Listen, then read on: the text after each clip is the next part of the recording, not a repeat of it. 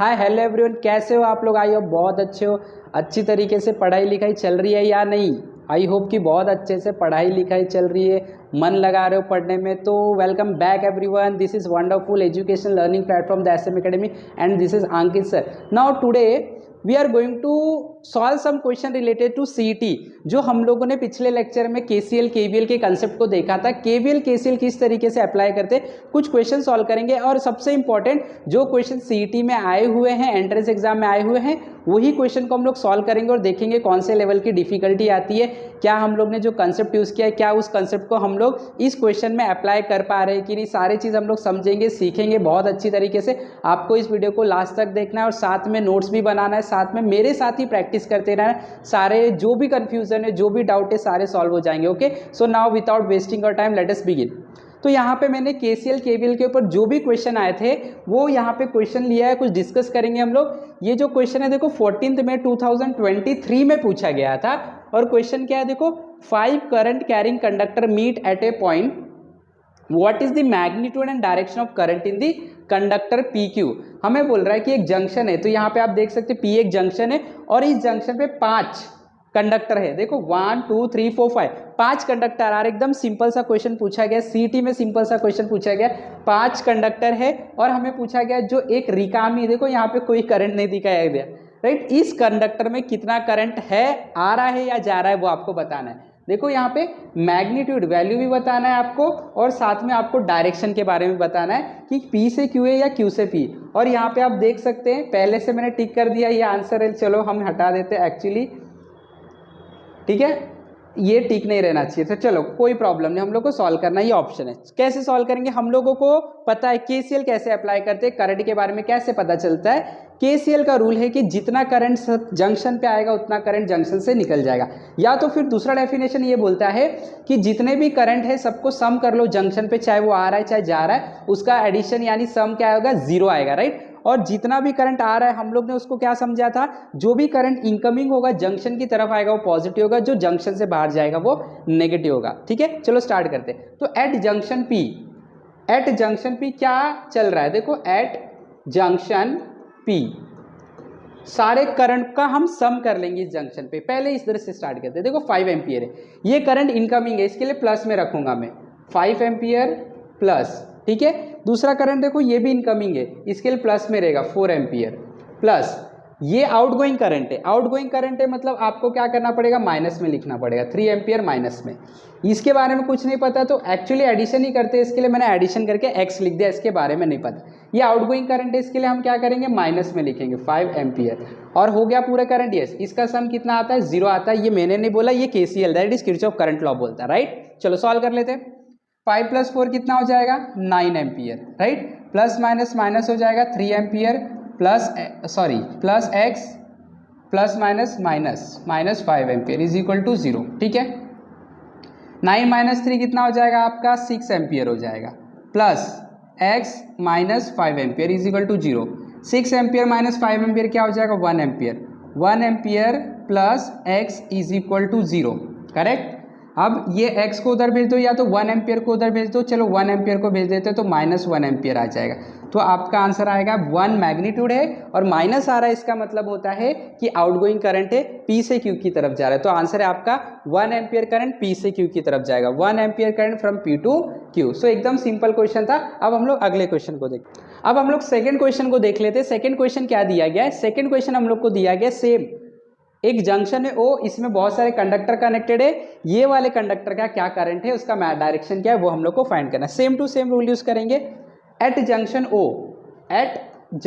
O क्या चल रहा है बता देते हैं। जंक्शन O पे सारे करंट का सम 0 होगा। आउटगोइंग करंट रहेगा तो माइनस में लेंगे, इनकमिंग करंट रहेगा प्लस में लेंगे। ये देखो 10 एम्पियर इनकमिंग है प्लस में, ये बाहर जा रहा है तो ये आपका हो जाएगा -6 एम्पियर। माइनस में लेंगे ना, आउटगोइंग करंट है, ये इनकमिंग है वापस से प्लस में होगा, प्लस 5 एम्पियर।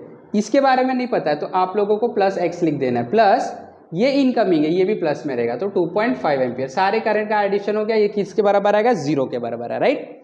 चलो सॉल्व कर लो। 10 प्लस माइनस माइनस होता है, 10 - 6 हो जाएगा आपका 4 ampere plus 5 ampere plus x plus 2.5 ampere is equal to 0, right. 4 + 5 9 9 plus 2.5 हो जाएगा आपका 11.5 ampere plus x is equal to 0, तो ये उधर जाएगा 11.5 तो माइनस में हो जाएगा माइनस 11.5 एम्पियर। ये आपका आंसर आ गया। तो मैग्नीट्यूड है 11.5, माइनस का मतलब आउटगोइंग करंट है O से P की तरफ जा रहा है, तो आपका आंसर आएगा 11.5 from O to P। D is your final answer. Clear हो गया? चलो अगले क्वेश्चन की तरफ बढ़ते हैं। अब हम लोग अगले क्वेश्चन की तरफ बढ़ते ये समझने की कोशिश करते। ये हम लोगों को सर्किट दिया गया, क्या बोला देखो, एक current through 1 ohm resistance in the following circuit is. इस सर्किट में 1 ओम रेजिस्टेंस जहाँ पे लगा, देखो यहाँ पे इसमें से कितना करंट फ्लो होगा वो हम लोग को पूछा गया और बताया गया कि जो IG यानी कि इस जगह से करंट, इस गैल्वेनोमीटर का करंट 0 है, यानी अगर गैल्वेनोमीटर का करंट 0 होता है तो ब्रिज बैलेंस होता है। ये व्हीटस्टोन नेटवर्क में हम लोग ने सीखा है, राइट। तो अगर इसमें से करंट 0 जा रहा है, मतलब कोई करंट नहीं जा रहा, तो आप इस सर्किट को निकाल सकते। तो हमने इसे निकाल दिया। जब आप इसे निकाल दोगे तो आपका देखो ये सर्किट किस तरीके से बन जाएगा। यहाँ से आपका 2.1 एम्पियर का करंट आ रहा है, यहाँ से ये दोनों कंबाइन हो जाएगा क्योंकि ये है ही नहीं, तो ये सीरीज में हो जाएगा। 5 + 1 क्या हो जाएगा 6, तो इस रेजिस्टेंस का वैल्यू हो जाएगा आपका 6 ओहम। क्लियर? ओके। अब ये देखो, ये तो आपने निकाल दिया, तो ये दोनों भी सीरीज में हो जाएंगे। 12.5 + 2.5 कितना हो जाएगा 15, तो ये भी आपका टोटल वैल्यू 15 ओम हो जाएगा। अब ये दोनों देखो पैरेलल में हो गए, राइट। तो अब जंक्शन के रूल के हिसाब से करंट बांटना पड़ेगा। देखो यहाँ से करंट आ रहा है 2.1 एम्पियर, तो इसमें कुछ चला जाएगा, मान लो I1 चला जाएगा, और यहाँ से कुछ चला जाएगा, मान लो I2। तो आप देख सकते हैं कि I1 और I2 को अगर वापस आप ऐड कर दोगे I1, तो ये कितना दे देगा वापस से 2.1, क्योंकि यही तो डिवाइड हुआ था, करेक्ट। ये देखो पूरा एक ब्रांच है क्योंकि यहाँ पे जंक्शन है, इसके लिए यहाँ पे भी करंट I1 होगा, यहाँ पे भी करंट कितना दिखेगा आपको I2, क्योंकि ये पूरा सेम ब्रांच है। ठीक है, चलो अब इसको सॉल्व कर लेते हैं। मान लो इसका नाम P है, इसका नाम Q है, तो ये पूरा PQP लूप में KVL लगाओगे तो आंसर आएगा। चलो देखते हैं। Applying KVL in loop PQP। ठीक है, चलो स्टार्ट करते हैं। अब यहाँ से स्टार्ट करूंगा, यहाँ से जा रहा था तो कौन मिल गया, रजिस्टर। रजिस्टर पे क्या मिलता है, पोटेंशियल डिफरेंस, कितना I × R।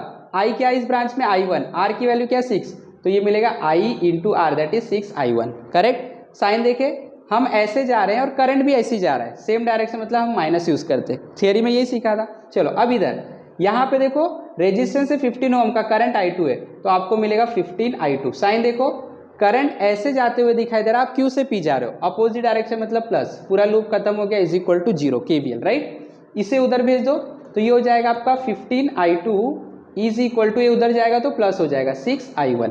चलेगा, कोई डाउट है?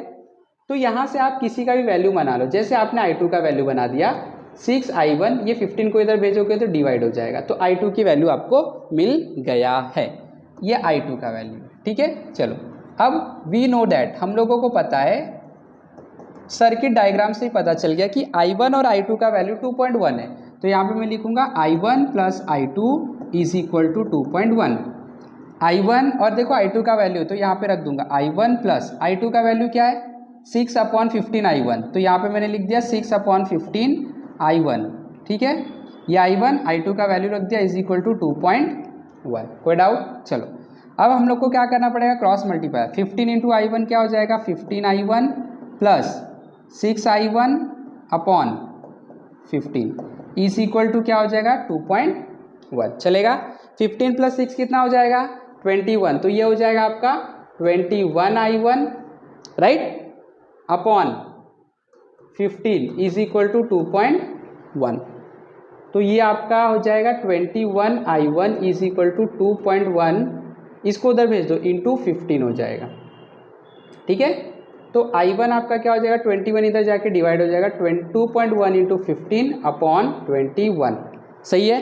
अब 2.1 इसको कट करेगा कितने से 10 से, तो आपको आ जाएगा I1 इज इक्वल टू 15/10, और 15/10 क्या हो जाएगा 1.5 एम्पियर, तो आपका जो आंसर है 1.5 ampere. This is your final answer. तो आई होप कि सब लोग को समझ में आ गया। देखो कितना सिंपल था, सीटी में क्वेश्चन आए हुए थे। याद रखना है कि कोई भी चीज़ मुश्किल नहीं होता, सिर्फ और सिर्फ आपको प्रैक्टिस और मेहनत करना पड़ता है, और एंट्रेंस एग्जाम को क्रैक करने का यही तरीका है, जितने क्वेश्चन आप प्रैक्टिस कर सको वो टॉपिक को लेके, वो टॉपिक आपका बहुत अच्छे से। अगर केसीएल की मैं बात करूँ तो केसीएल के जितने क्वेश्चन आप प्रैक्टिस कर सकते हो उतने प्रैक्टिस करो, आपको वो कितने सारे डिफरेंट क्वेश्चन सॉल्व करने का तरीका पता चल जाएगा। तो प्रैक्टिस ही बहुत इंपॉर्टेंट है। प्रैक्टिस जितने ज़्यादा क्वेश्चन कर लोगे उतना पूरे चांसेस रहेंगे कि आप अच्छे स्कोर कर लोगे। तो आई होप कि सब लोग को समझ में आया। फटाफट लाइक करना है, शेयर करना है, और कोई आइडिया है और कोई कुछ क्वेरी है आप कमेंट बॉक्स में लिख सकते हैं। हमारे साथ जुड़े रहे, सीखते रहे। Have wonderful day, have wonderful learning. Thank you very much.